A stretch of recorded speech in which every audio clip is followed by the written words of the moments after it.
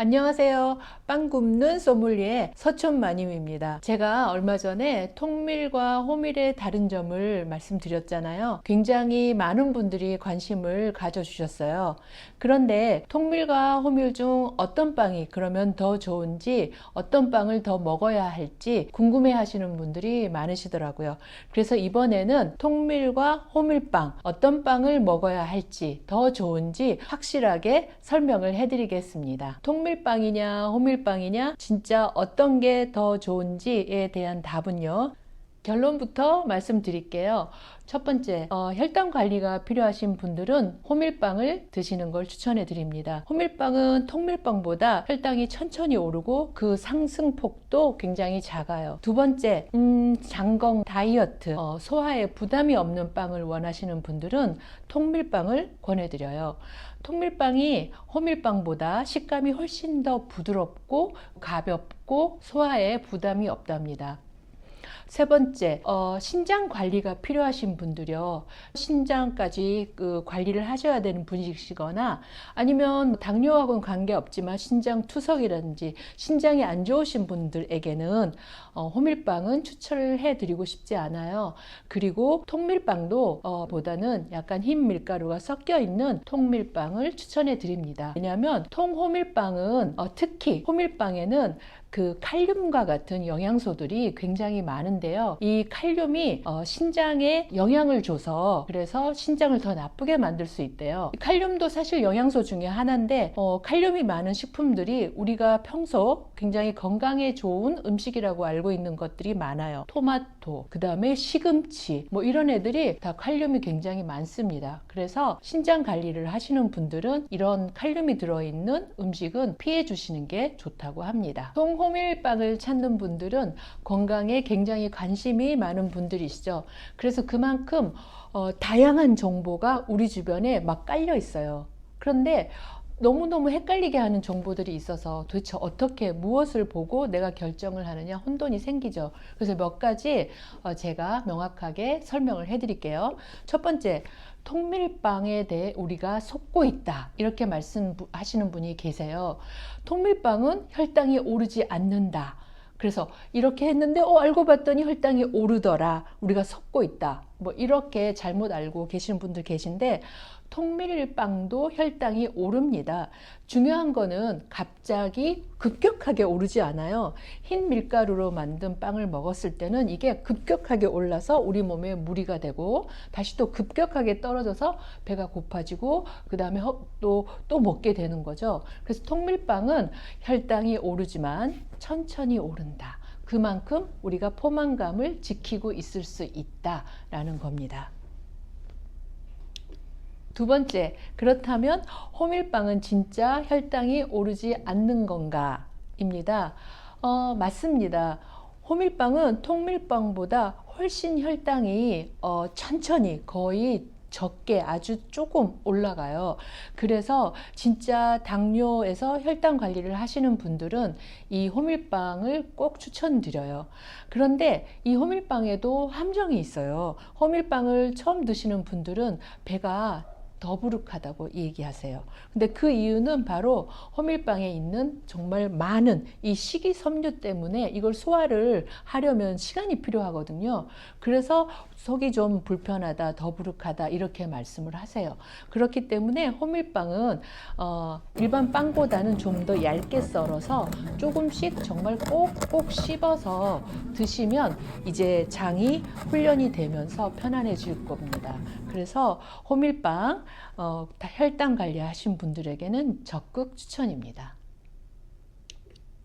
세 번째, 호밀에는 옥살산, 그 다음에 피트산이 있어서 신장에 좋지 않다. 그래서 먹으면 안 된다. 이런 분들이 또 계시더라고요. 맞아요. 호밀과 같은 곡물에는 그 옥살산이 소량 있대요. 그래서 이런 옥산산을 갖고 있는 그 식재료 중에 보시면 뭐 시금치, 케일, 견과류, 뭐 차 이런 건강식품에 들어있는 자연 유기산이래요.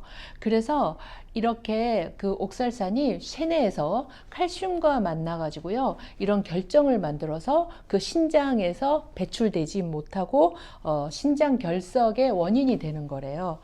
하지만 호밀에 들어있는 그 옥살산이나 피트산은 상대적으로 굉장히 작은 양입니다. 그리고 정상적인 신장 기능을 가지고 계신 분이시라면 적당량의 호밀빵을 섭취하는 것은 크게 문제가 되지 않는다고 해요. 그래서 이 옥살산, 피트산 이야기를 하는 거는 약간 과장된 표현이라고 할 수가 있어요. 하지만 신장 관리를 받으시는 분들은 피해 주시는 게 좋겠죠. 네 번째, 통밀빵이냐 호밀빵이냐 다시 한번 정리해 드릴게요. 자, 첫 번째, 혈당 관리하시는 분들 호밀빵 적극 추천합니다. 두 번째, 다이어트나 장 건강 관리하시는 분들은 통밀빵, 호밀빵 모두 추천해 드립니다.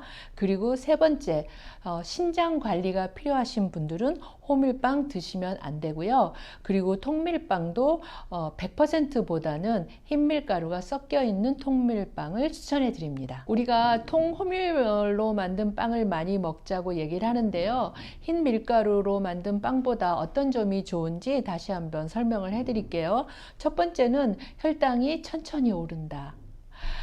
그 혈당 지수가 있어요. 그래서 흰 밀가루로 만든 빵은 혈당 지수가 70 이상이고요.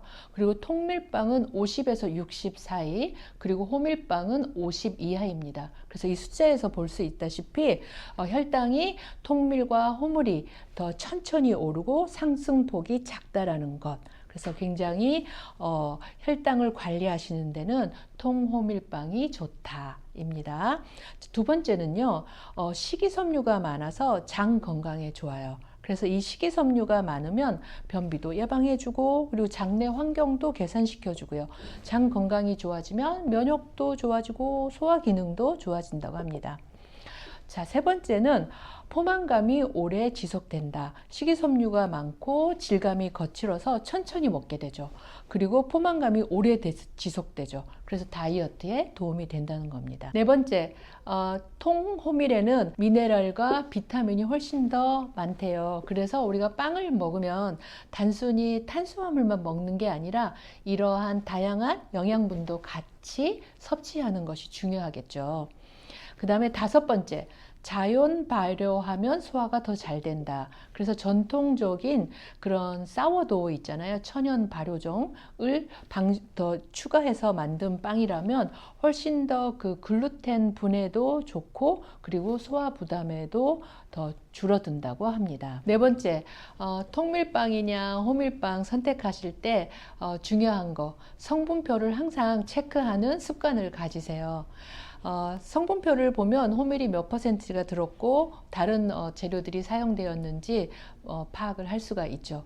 근데 성분표 보기 전에 한번 색깔만이라도, 색깔을 비교해서도 금방 알 수가 있어요. 제가 여기 비교하실 수 있도록 두 개를 이렇게 보여드릴 건데요.